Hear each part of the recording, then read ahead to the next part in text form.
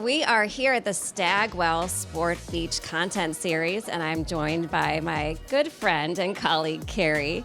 And what we're going to chat about today is we discovered in working together that we have what's called the triple threat, which is we both worked on the creative agency side, the brand side, and research. So we're here to chat about that today, the highs and the lows. The highs and the lows indeed, what the industry looks like. So seasoned, I'd like to say. Yes, we have got a wealth of experience and we think we bring something pretty special because we've got angles from all sides, as Vanessa said. Awesome. So, agency folk, advertising agency folk, creative agency folk call client side the dark side. Is that what your experience is, Vanessa? Unfortunately, I have to say yes. The client side definitely brought out the dark side of me. I'm haunted by it. For me, I switched from, after 15 years of the creative agency side, I switched to the client side to a very operationally driven company. And while there, I was in constant fear. I wanted to make sure that I was proving myself, that I was clear, that I was concise. And what really came off is a really rigid version of myself. And, sometimes scary, maybe not always perceived as kind. And, I think that unfortunately I lived through that destiny. That's so interesting because I had the exact opposite experience. I started my career client side, but working in the beer industry, so maybe it's just a bit more fun and a bit less rigid. I certainly remember a lot of beer being drunk at work back in the noughties. So I really found working client side actually much more supportive, much more able to be myself, much more positive culture of healthy conflict. It was very much encouraged to work hard, play hard together. So everyone knew each other as individuals, and that meant that we could resolve a lot of the conflict at work a lot easier and a lot faster. And also because there are a little bit more structure, I think, on the client side of things. You get a lot more kind of time to think and create actually, and that's really important to me. So Vanessa, do you think it's feasible to boomerang to agency side after 50? Not that you would know because you're not 50. Not quite yet. After my last client side role, I really thought about, could I go back agency side? And I'm thinking about the 6 a.m. Emails to my clients and the midnight creative reviews. And I think that I'd like to think that I could go back to the agency side, but could it be structured to the life that I live now? I've got small children and, a much fuller life than when I was much younger. Yeah. And if I could balance it all, I think I'd want to give it a whirl. Yeah, okay, interesting. From my perspective, I think, I absolutely loved working in a creative agency. I didn't work there for as long as you did, and I found it absolutely bonkers that you have so many bosses. So you have the actual customer, and then you have the creative director, and then you have the planning director, and then so it really blew my mind, the amount of layers there were in a very unstructured way. And it also blew my mind the hours, right? So I do definitely think, and I love to work hard, right? But agency side, it takes a lot of energy, and I think it would be really challenging to say with small children.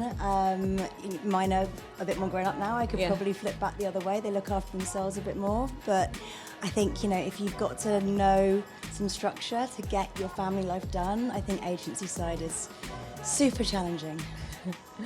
So with the three sides, what side made you the best marketer? And if you could change the order that you did the three, would you? Ooh, good question. I like to say no. I believe in no regrets. What I loved working, and I was very lucky to work for some of the best CPG organizations in the world, your training was second to none. Yeah. That kind of always think about the customer and always think about your brand at the intersection of what the customer wants and what you want to tell them is baked into my bones, which has made it so easy for me, both agency side and actually platform side, we talk about that as well, where the organization is much more product driven. I champion the customer every time. I think it's so important to be that customer voice and brand voice often in the room as well, thinking particularly in B2B, the importance of the customer and brand is often lost, but cut me in, I bleed customer, and I can't forget that. Yeah. I think for me, the the space that is making me actively, as we speak, the best marketer has to be at System 1 with learning from people like yourself and Orlando Wood and John Evans, and the amount of thought leadership that we put out.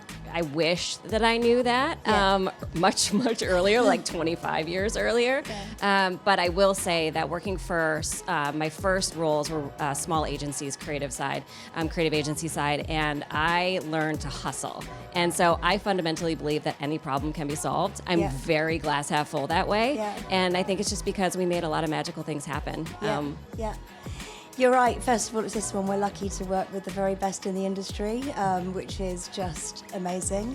I think System 1's a pretty special place in B2B world because of that, because of our thought leaders and because of the way that we go to market. And we should talk a little bit about podcasts in a moment, but I think, it is standout, and, it's a fantastic place to be.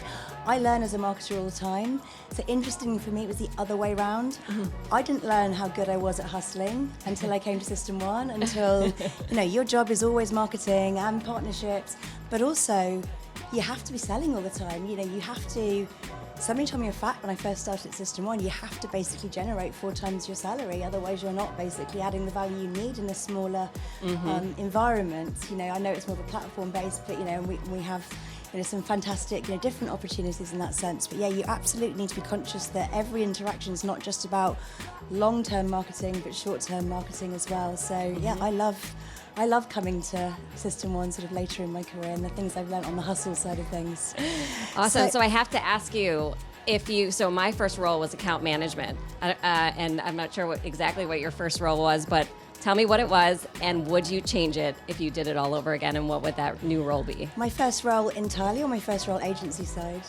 Entirely. Okay, so my first role entirely was assistant brand manager, working on events and sponsorship for Carlsberg, and I wouldn't change it for the world. I left there and then went to look after Stella Artois film and Stella Artois tennis. I just feel like I worked on some of the best properties in partnership, in the world. And we've heard a lot about this at Cannes this week. Partnerships, I do believe, are the greatest way to grow your business and grow your brand and help each other. One of the things I love about Cannes is we are here with many partners who all help us do a better job together. So, no, I wouldn't change it, but I don't regret anything. What about you? What's the biggest mistake you've ever made? Oh my gosh. Well, no regrets. Mistake has to be, how excitable I am. I get really excited about advertising. And, when you enter into, a Zoom call or a Teams call, I'm just so excited to talk about, whatever is happening in the business or happening in the advertising world that, I really shoot from the hip over and over and over again. But I really need to take a breath and really make sure that in my dialogue and in my conversations that I'm always bringing the customer in. And that's something that you always just need to take a breath and make sure that it isn't about always the I, and make sure that you've invited, the customer to the room. Yeah. Advertising is just part of the mix, right? Yeah. Yeah. So what's made you the best marketer?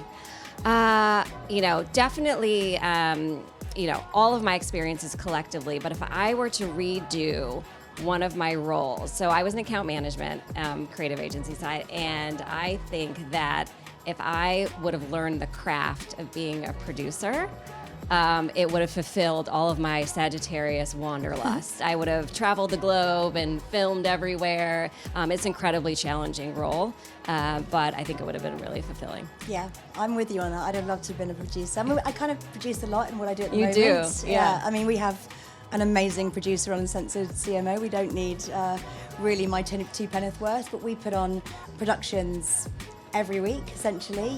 We're a very small, agile team, and ultimately our job is to get the best, it's a stage really, get the best guests across the world onto the podcast and then make the best production possible and make sure it's reaching as many people as possible. And it's been super successful for System 1. So yeah, in a sense, in terms of reaching, new people, new audiences, making them understand us as humans, and that we really do care about the customer problems. That's so important. But yeah, I'm with you. I love the production side of the world. I didn't do that agency side, the technical production role, but I'm very lucky to do quite a lot of that now in my job. I mean, Cannes is just one big production event for us, right? You know, we go on the stage. So yeah, it's all good. Absolutely. And so you just kind of led me into it, but the final question is going to be, what's the fourth threat? And I think that you've already delivered on that fourth threat because you've since moved on from System 1. And just tell me a little bit about, the fourth layer of marketing. Well, it's bizarre really to be working on a channel that didn't exist when I first came into marketing, but the podcast world is absolutely booming. The value for the content that you can put out there, as a business is fantastic. As you know, we never force any angles. It's all about the guest and what they want to tell the world about how they're doing marketing and finding the best stories. But yeah, it's a hugely untapped channel. If you look at the kind of cost per contact, it's amazing, for marketers. And I think, we are seeing a lot of content here at Cannes talking about podcasts as the future. So I feel very lucky to be, working on the sort of forefront of that threat, if you like. So yeah, it's great. But then we've had an idea, haven't we, this week for another threat. That's the next stage. Absolutely. Tell them about it. Well, Vanessa and I are going to be launching a podcast. But actually probably watch that space. It's a very nascent idea, but yes. All right. Well, thanks for having us. Stagwell, Sport Beach Content Series. Yeah, what an amazing place to be. Thank you so much for having us. I really enjoyed this chat, Vanessa. Yeah.